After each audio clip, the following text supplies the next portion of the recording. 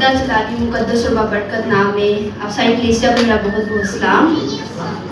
خدا کی شکر گزاری کرتے ہیں آج کے خوبصورت دن کے لیے، خوبصورت وقت کے لیے کہ ہم سب اس نجات کے پروگرام میں شامل ہیں۔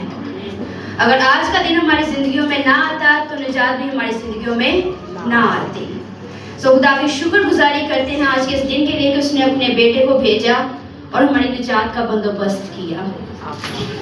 میرے عزیزوں، جیسا کہ خداوند یسوع مسیح کے ساتھ صلیبی کلمات میں سے مجھے جو شرف نصیب ہوا وہ پہلے کلمے پر بولنے کا شرف نصیب ہوا۔ میں خدا کی شکر گزاری کرتی ہوں کہ ہم سب نجات یافتہ لوگ یا مسیح کے خون سے خریدے ہوئے ہیں۔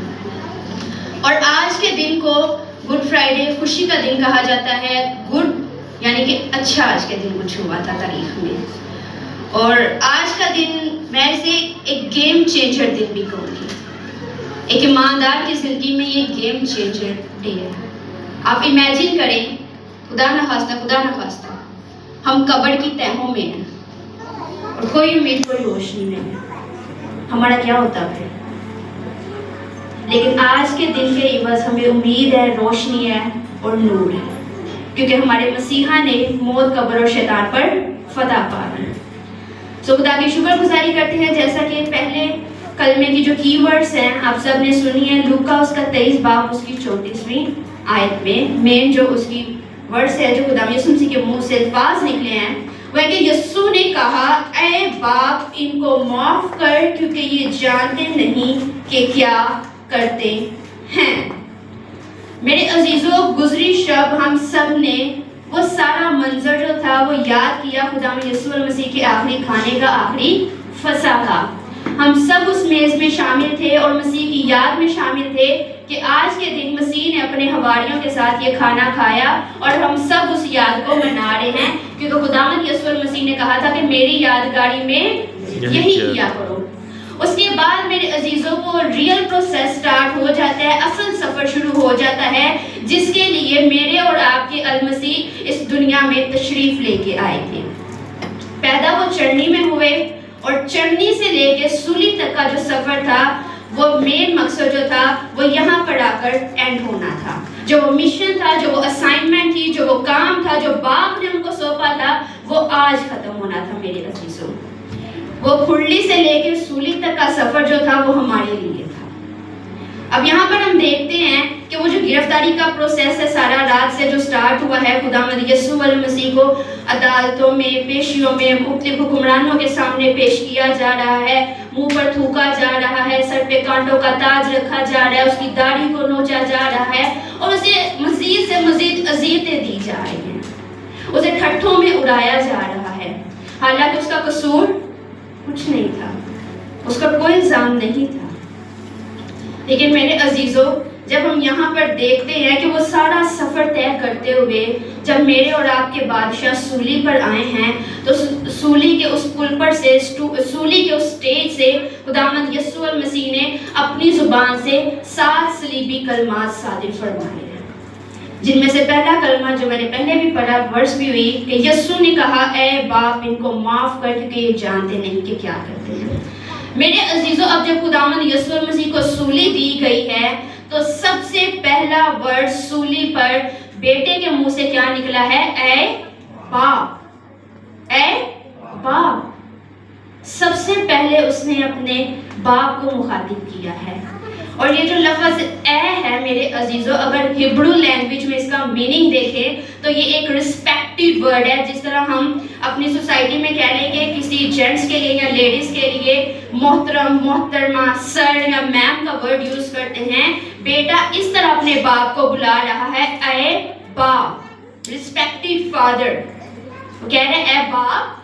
اور دوسری چیز جو اس کلمے کی مین سٹیٹمنٹ ہے، جس پہ یہ کلمہ اپنا پورا نچوڑ رکھتا ہے، معافی کا کلمہ، ان کو معاف کر۔ کن کو معاف کر؟ اس وقت جنہوں نے اس کے ہاتھوں میں کیل ٹھوکے تھے، جنہوں نے اس کے پیروں میں کیل ٹھوکے تھے، جس نے سر پہ کانٹوں کا تاج رکھا تھا، جس نے فتویٰ لگایا تھا، جس نے اس کو گھسیٹا تھا، جس نے اس کو مارا تھا۔ اس سفر میں وہ سب لوگ شامل تھے جن کے لیے خداوند یسوع مسیح نے سولی پر چلتے ہوئے ہی الفاظ بولے کہ ان کو معاف کر۔ اور معاف کرنا سب سے مشکل عمل ہے. یہ آپ سب جانتے ہیں کیونکہ ہم انسان ہیں. فار ایگزامپل میں ایک مثال دے رہی ہوں, ہم انسان ہیں اور ہماری نیچر کیا ہے.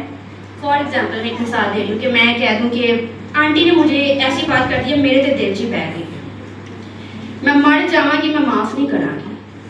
ہم انسان ہیں, لیکن ہم یہ نہیں دیکھتے کہ ہم کس کے ماننے والے ہیں.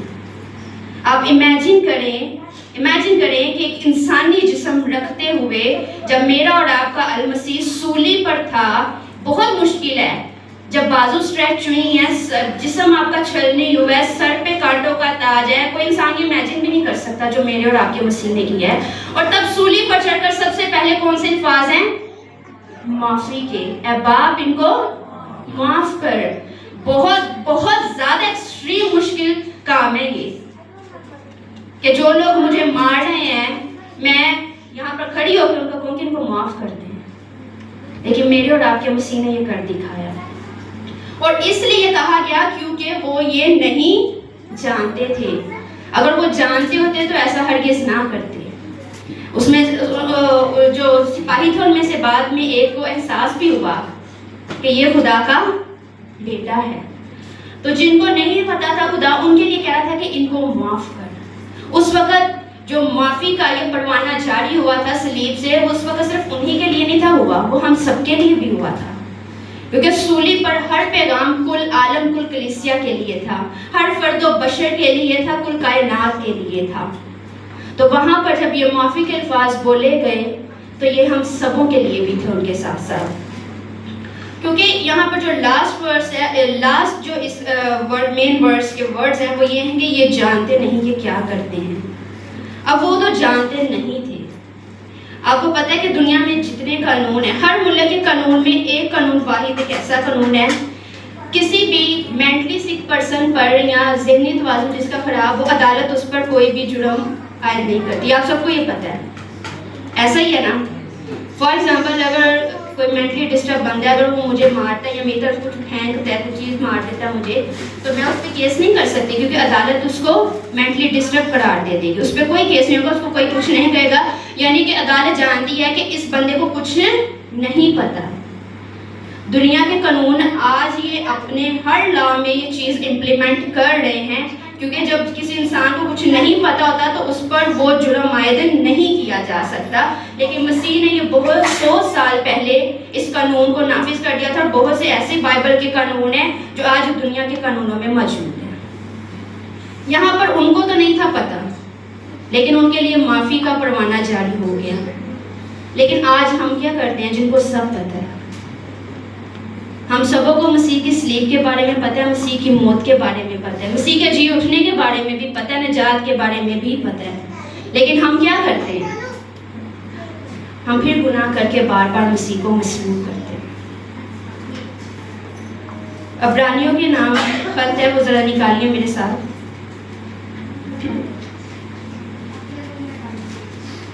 عبرانیوں 6 باب اس کی 4 آیت سے لے کے 6ویں آیت تک. عبرانیوں 6 باب اس کی 4 آیت سے 6 آیت تک. جس کسی کو مل کے اگر وہ پڑھنا چاہتا ہے تو پڑھ سکتے ہیں. عبرانیوں 6 باب اس کی 4 آیت سے 6 آیت تک.